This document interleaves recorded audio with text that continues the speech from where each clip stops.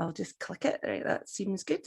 And I think the sound probably is okay. Does it sound all right at your sort of Yeah, end? absolutely fine. All good. Cool. All right then. Well, I'll let you top your glass up. Sorry, that'll happen regularly. It's all right. No worries. All right. So I don't know. I'm not an interviewer. I just put that right out there. I don't know if it's just an informal chatette. So just That's the best way. All good. totally. All right. So the first thing I have to ask you is, I played your one of your songs a few weeks ago.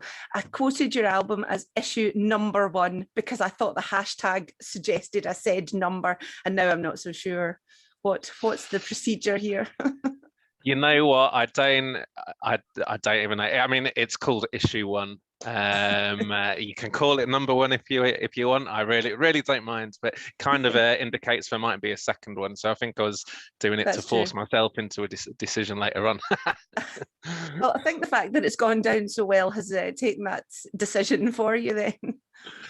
It has. I mean, I'm blown away. I thought I was gonna have a load of records under my bed for the next 20 years and be giving one to my mum every Mother's Day, every Christmas, and every birthday, with some sort of different painting on it or something. But yeah, I'm absolutely blown away. It's gone amazing. And what's made me even sort of more happy about it is a lot of the feedback has come from people who I've never spoken to before, and the support that we've got from the Wild Hearts community and the television community.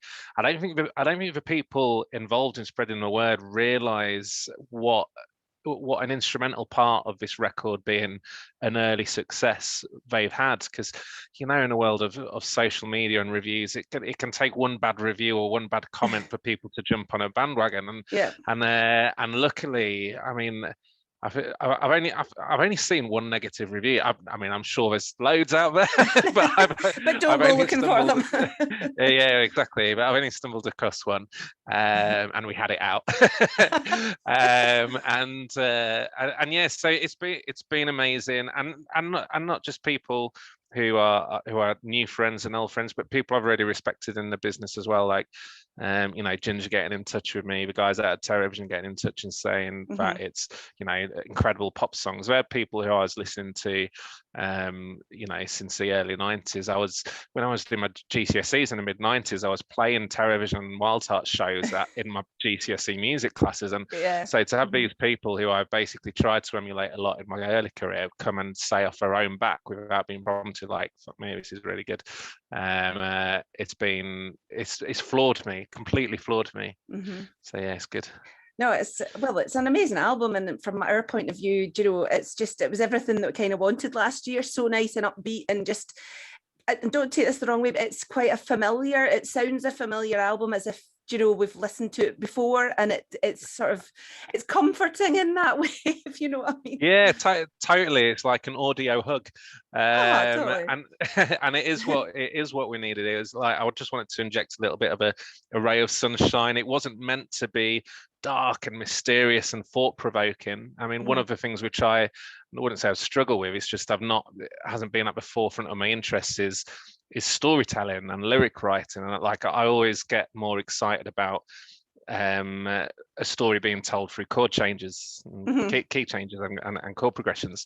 And so even before before lyrics came into it, it was never intended to be, all right, I'm going to go and tell a story, I'm going to stand up for a message or something, because I just think there's people a lot more qualified and better at that side of music than myself. Whereas I like pop, I like to smile, I like escapism. So whereas you have some people who are doing amazing jobs at using music to get an important message across, I use music to escape from the daily life, to try and if I'm Clark Kent in the daytime, to then turn the radio on and pretend I'm Superman while I'm listening to records. So it was all about trying to inject those sort of smiles and not be serious at all. And yeah, so a couple of the first videos we released, like, so it was BA Baby and Ratstar, just to hear strangers typing comments on YouTube and Facebook and saying, it's like a ray of sunshine, it's what we needed at this time of year. It's like, people instantly got it. I mean, it's not complicated to get this music. It's not like, you know, complicated time signatures with really thought-provoking, deep lyrics. It's like, look, come on, let's have some fun. And people got that straight away. So I read somewhere you said that you know, things you wrote about were not, and what was it, not important, like partying and gigging, and I was like, excuse me, that's really important.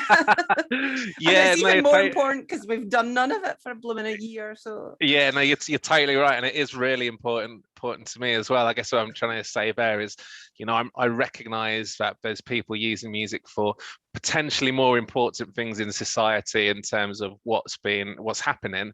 And you're right, this is important, because I'm sure there's a lot of people like me who use music for escapism and want to go to gigs and want to party, and pretend they're not in my 9-to-5 job. You know, I've got a 9-to-5 job, and you know, it's all right. I meant to ask, what is your 9-to-5 job? Oh man, well I tell you, I'm Clark Kent. I've got my glasses here to prove it. You know, I work in IT like a lot of musicians do. Oh, that's plenty then. That's enough. Yeah, thank you. I'm glad you didn't go further.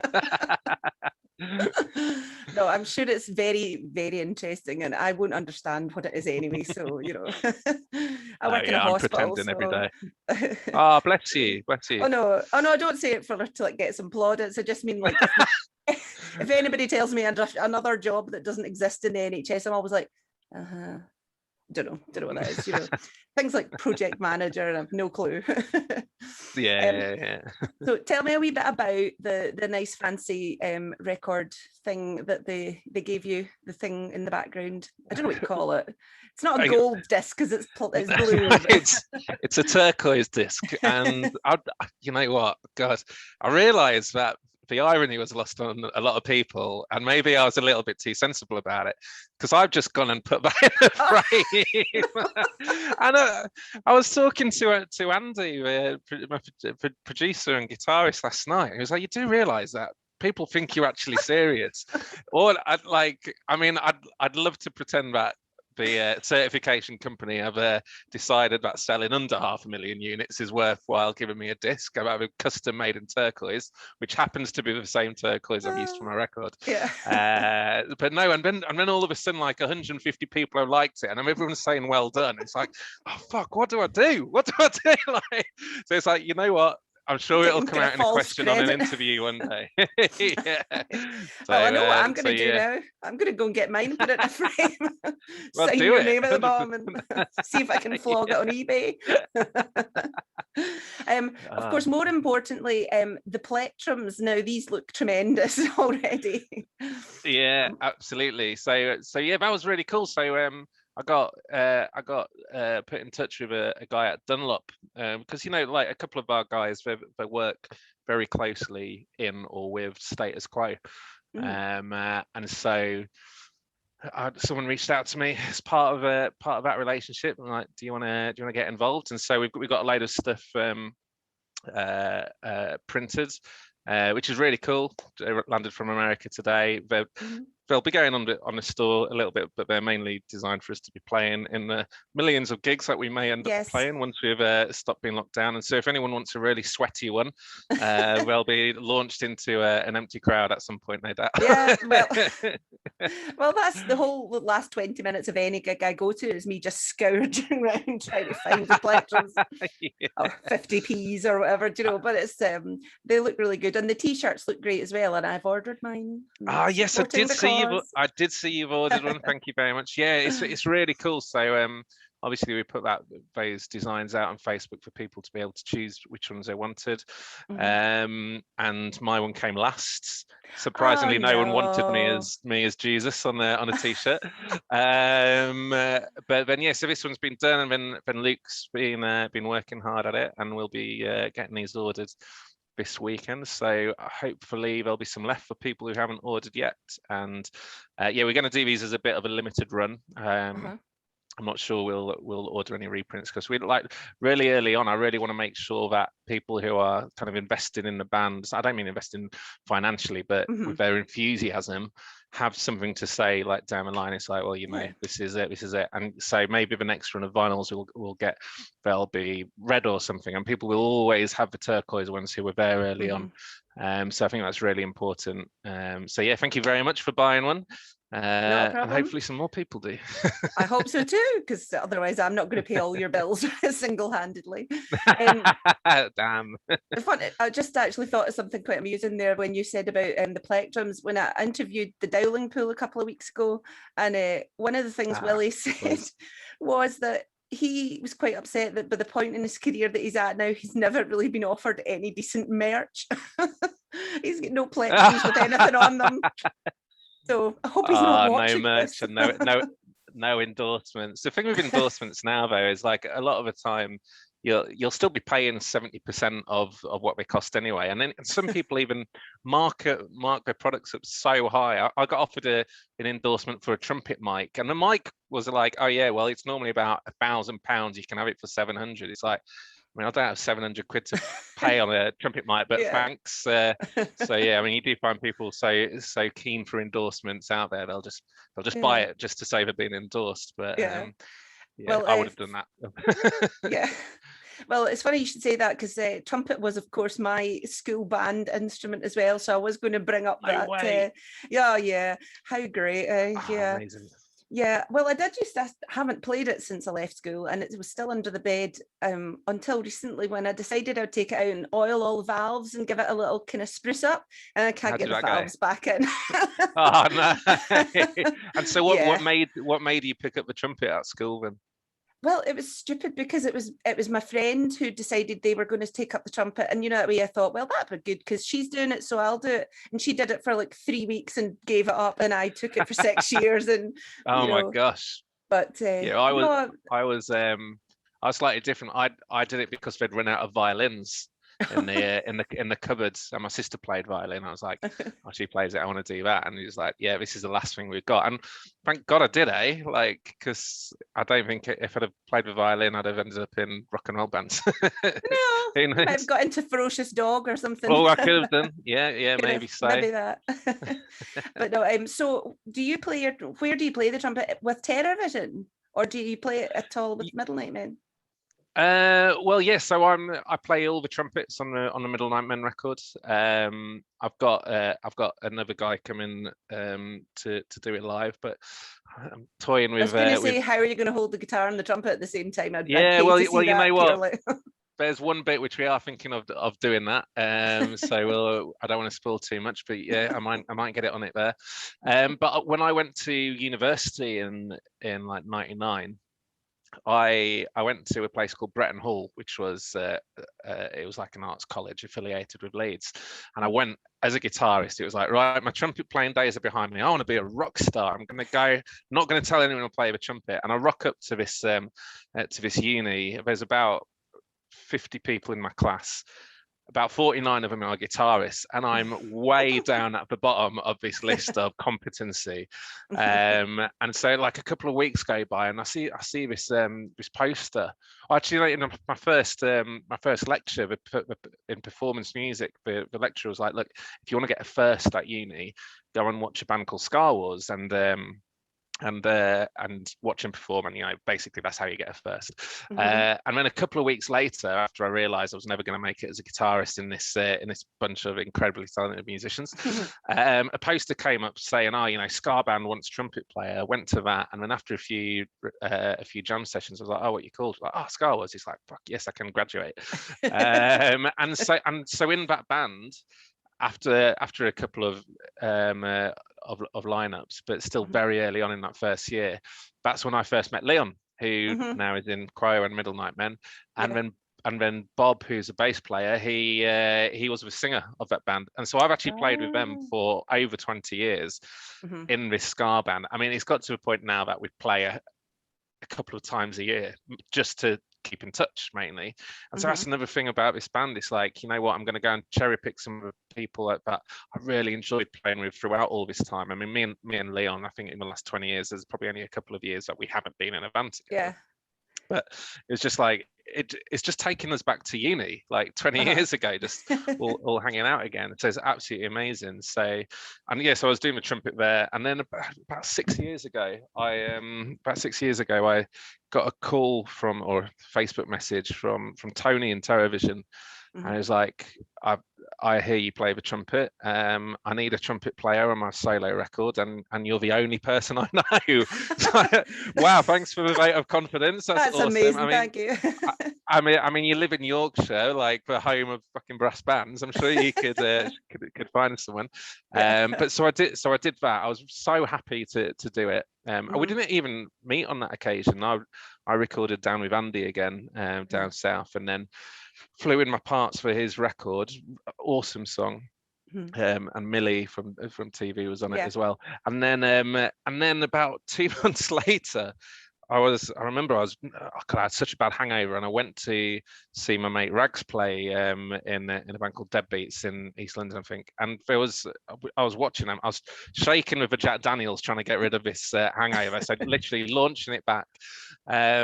And then I'm on my phone and I see that Terrorvision have announced a tour with Thunder, supporting them, and like they're playing Wembley. And so I got a bit pissed by this point. I was like, mate, can I just come on stage at Wembley and play trumpet with you?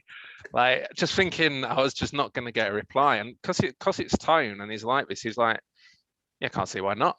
So the first time I go and play with them is at Wembley. I'm absolutely shitting myself. I've never met the guys, and I go to this. Basically, it's like, right, come to sound check, and if you can play the part, you can play the concert. It's like, now I've got this thing where if I get nervous, I shake a lot, and it's one of the ways I can get around this is by drinking. So I go to this Irish bar outside Wembley, and I'm there, and I'm just sat in a corner, really, really quiet. Getting really anxious. I have like 4 pints in there, and when I go over to meet the guys for my sound check time, still a little bit nervous. And they're like, our sound check's being put back, so because Thunder hadn't finished, and so have a beer. So I had another 4 pints before I even got on stage to do the sound check. So I'm 8 pints in, and sound check must have gone all right, because I was allowed to play the next bit. You know what? I do have a little bit of recollection, because I think the adrenaline was rushing so much, and it's not just, I think it was less that I was at Wembley. It was more that I was getting to play with Terrorvision. Yeah. And I'd like those guys for ages. They'd always been in my top 3 bands, and so and I'd just chanced it as well. It's not like I'd been invited to play. Please, can you come? It's like, can I get on stage with you?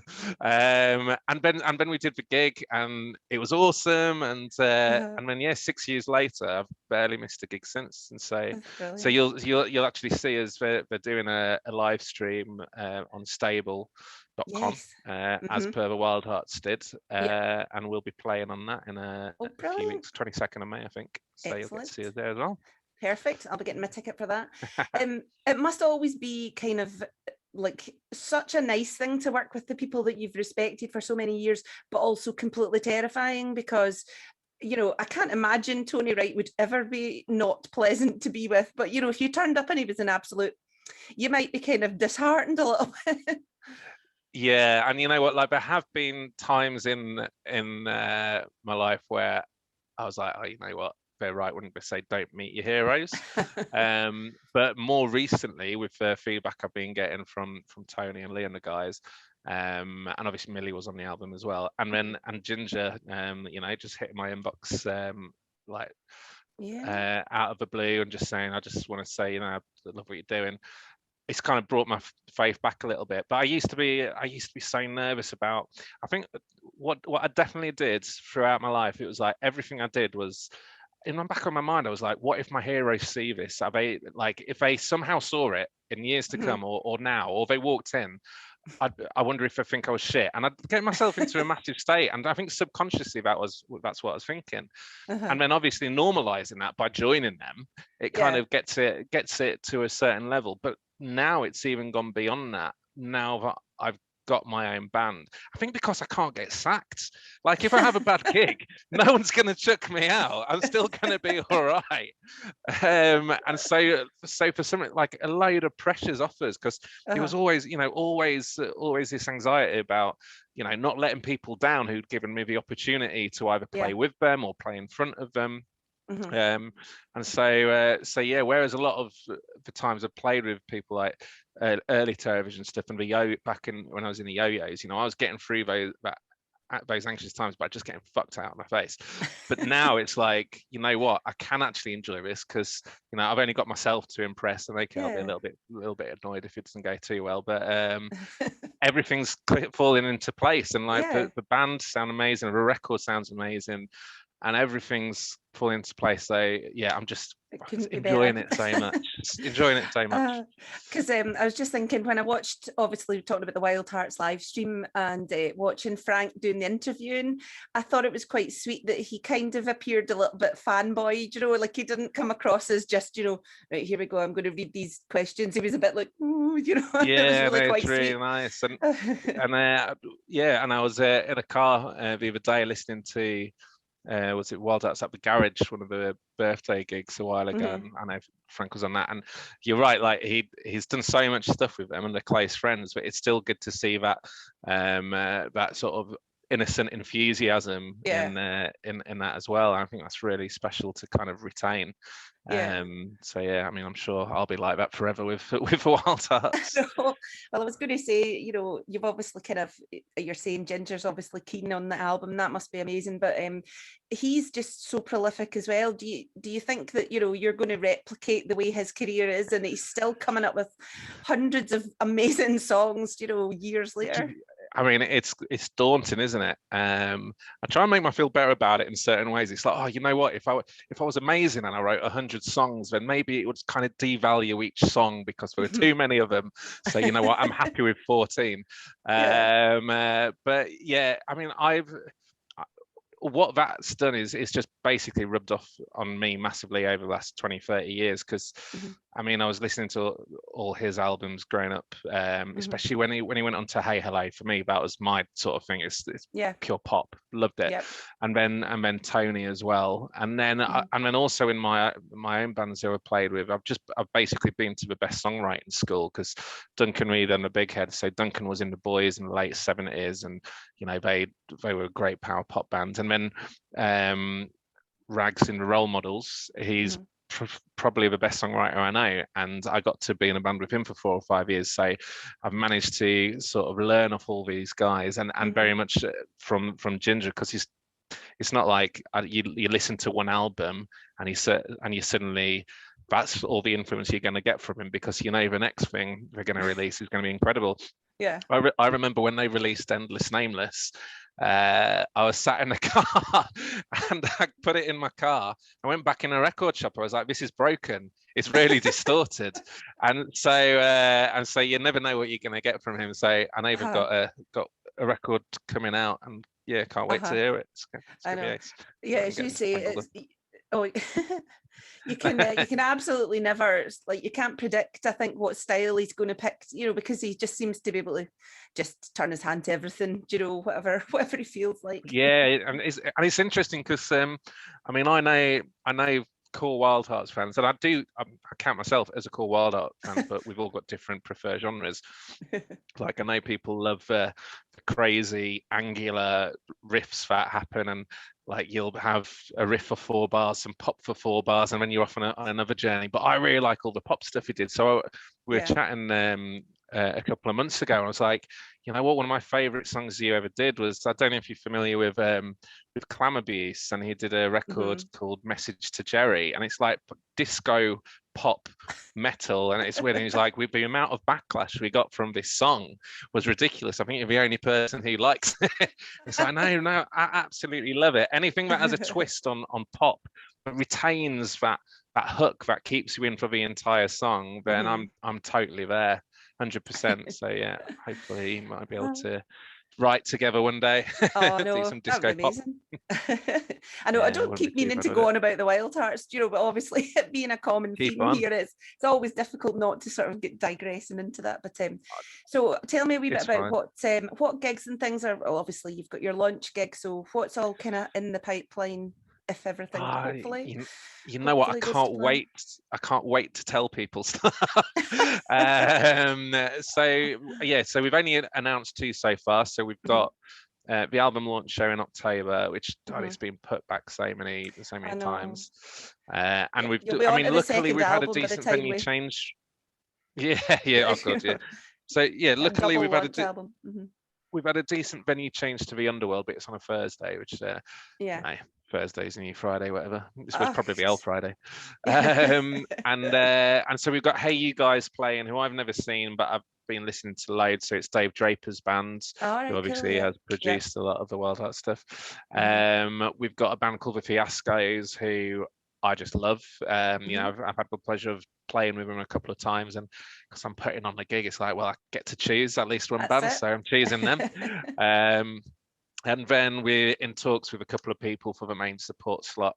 But yeah, that's still to be decided. So that's happening in October. Then we've announced the one in September, the 17th.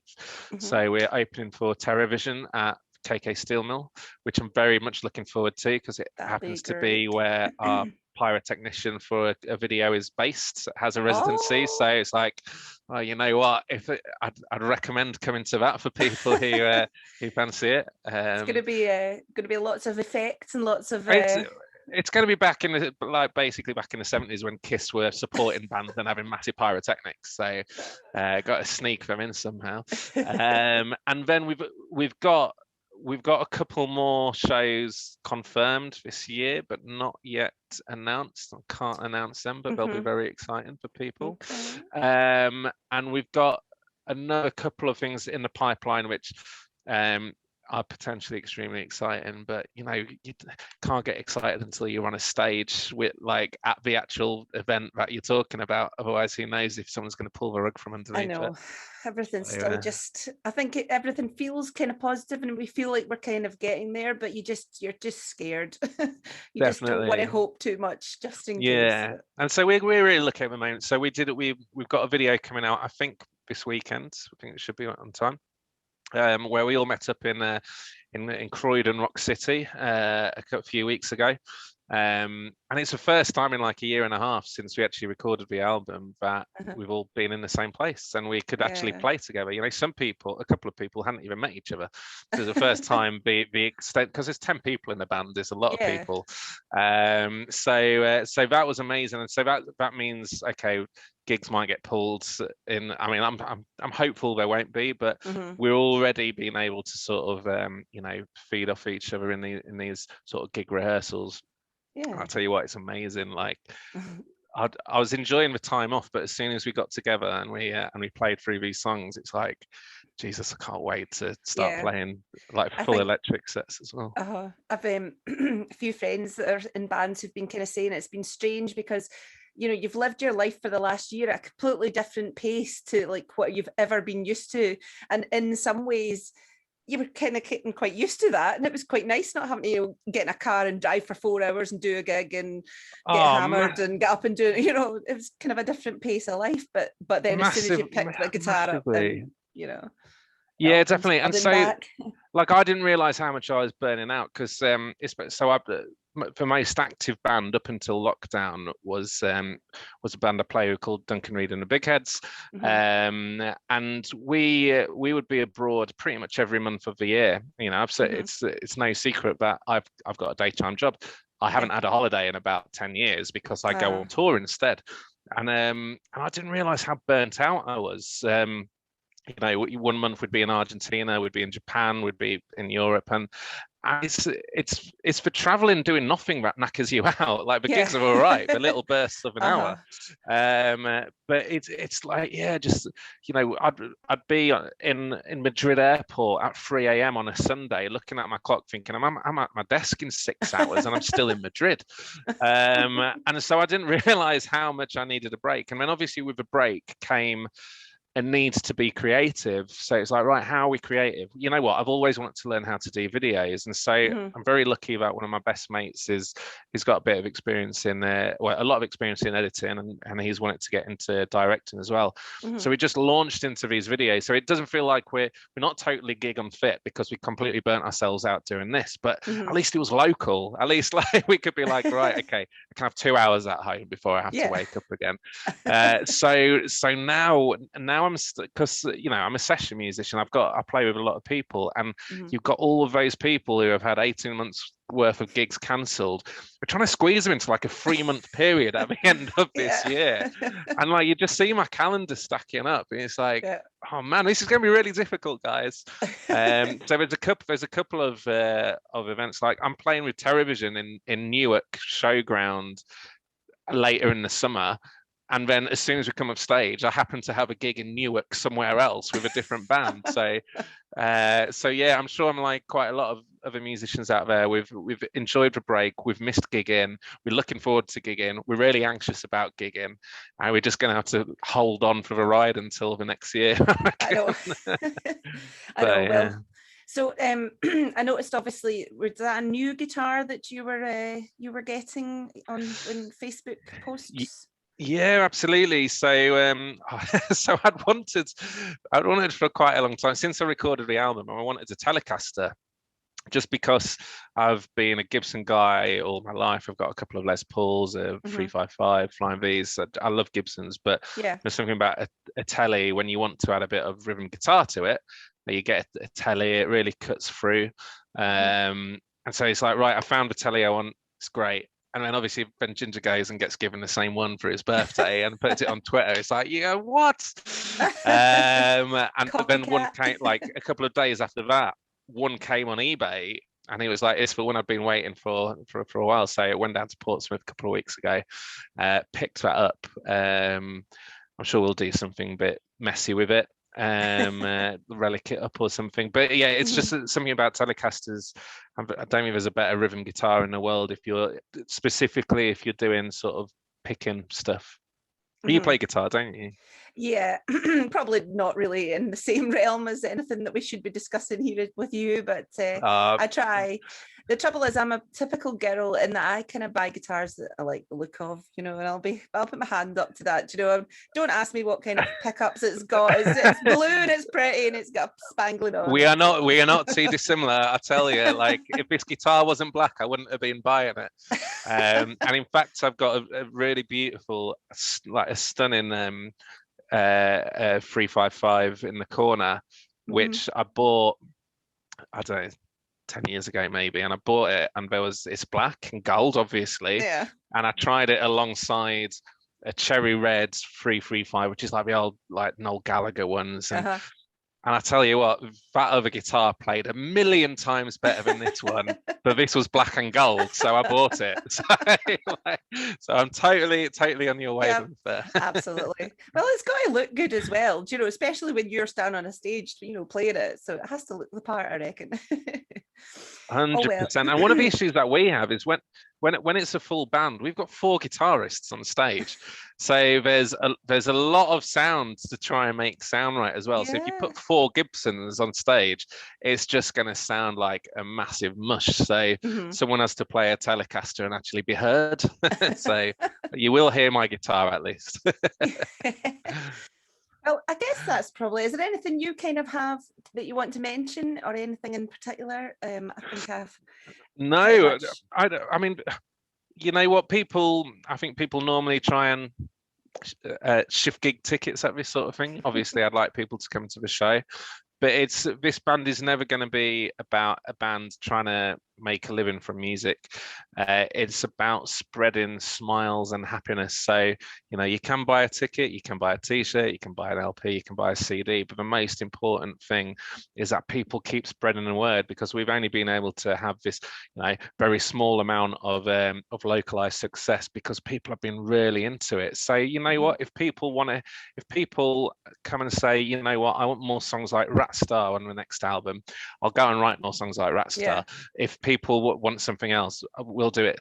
Basically, our motto is but it's something around like, it's not so much a gig thing. It's like, it's a party for all of us. We're all equals. It just so happens that we're playing the jukebox of the evening, and we want, you know, I want to play on the jukebox what people are asking to be played as well. Spread the words, feedback, tell us what you like about it. If you want to tell us what you don't like about it, fine. And just ignore that. But let's really do it together. It's such a together thing, and we're only going to be as successful as much as our fans sort of promote it as well. So thank you for everything so far, yourself and for everyone else, and long may it continue. Absolutely. Well, we're getting just as much out of it, I have to say. It's a great album, and it's a pleasure to talk to you. So thank you so much. And I'll be watching and lurking for plectrums in the background the next time you're live. Remember us in Scotland. Throw one at your head. Please come and see us. How pleasant. Okay, Nick, thank you so much for talking to me. All right. No worries. Thank you so much as well. It's been wicked. I'll speak to you later. All right. See you later. Bye. Bye. Bye.